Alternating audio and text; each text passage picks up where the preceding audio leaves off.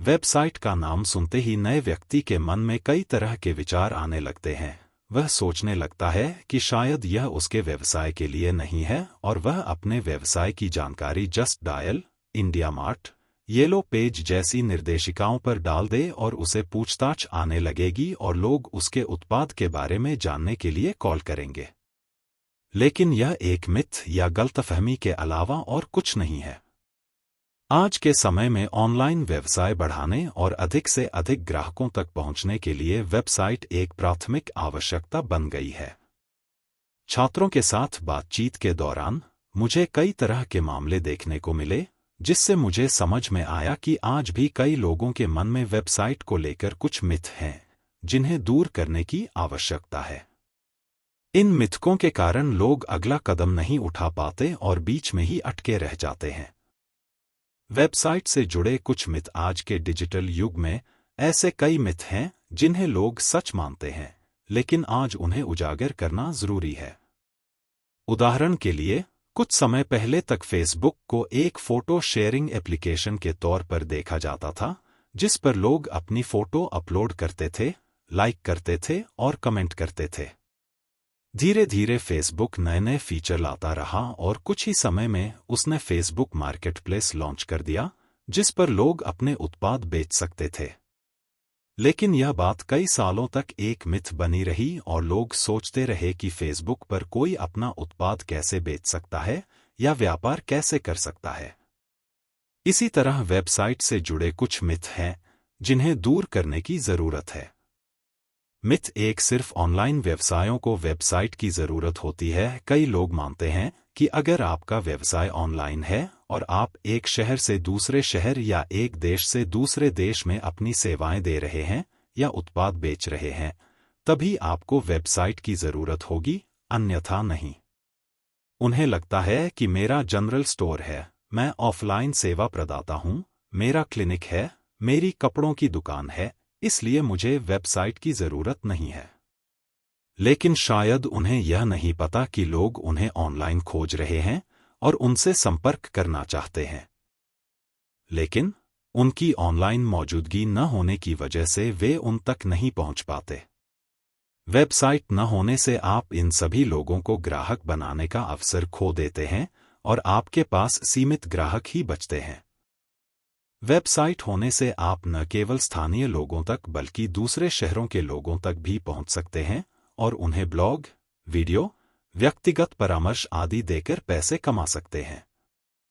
Myth 2, बहुत तकनीकी और समय लेने वाला। वेबसाइट को आज तक एक तकनीकी तत्व के रूप में देखा जाता था और जब भी इस पर चर्चा होती थी तो कोडिंग का जिक्र जरूर होता था।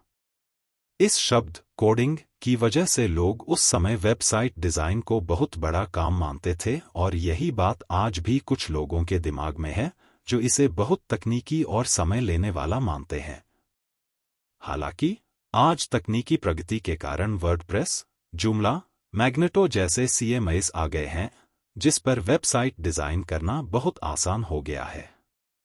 कोडिंग का बिल्कुल भी ज्ञान न होने के बाद भी कुछ प्लगइन और प्री इंस्टॉल थीम का इस्तेमाल करके कम समय में एक प्रोफेशनल वेबसाइट डिजाइन की जा सकती है। मिथ 3, ऑनलाइन उत्पाद न बेचना।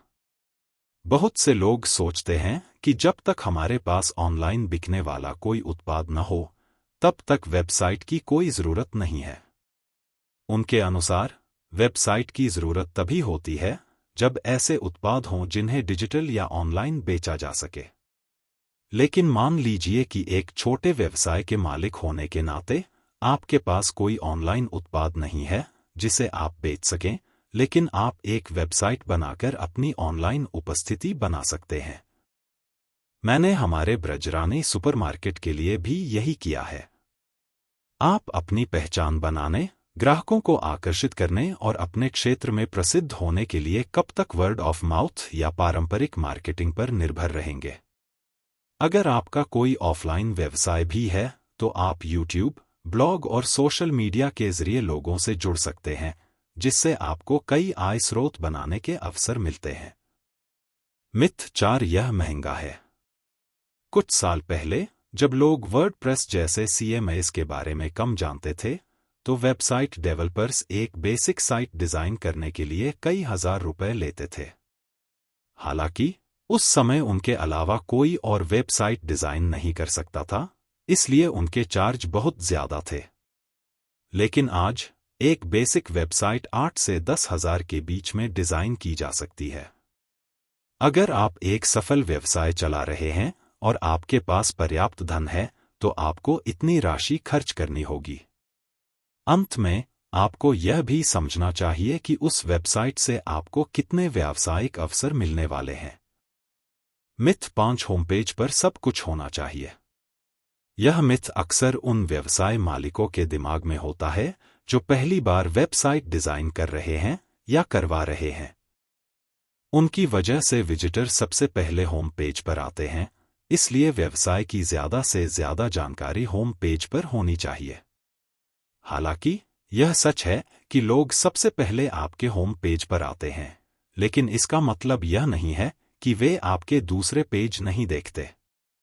जब लोग आपकी वेबसाइट पर आते हैं, तो वे आपके बारे में जानना चाहते हैं, आपके व्यवसाय को समझना चाहते हैं और यह समझना चाहते हैं कि आपके उत्पाद और सेवाएं उनकी समस्याओं का समाधान कैसे करेंगी।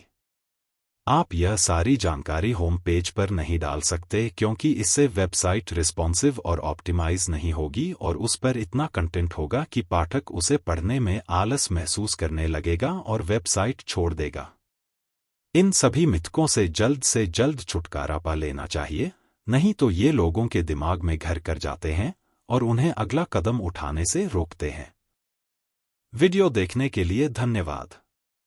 मुझे आपसे सुनना अच्छा लगेगा। नीचे कमेंट में अपने विचार और अनुभव लिखें।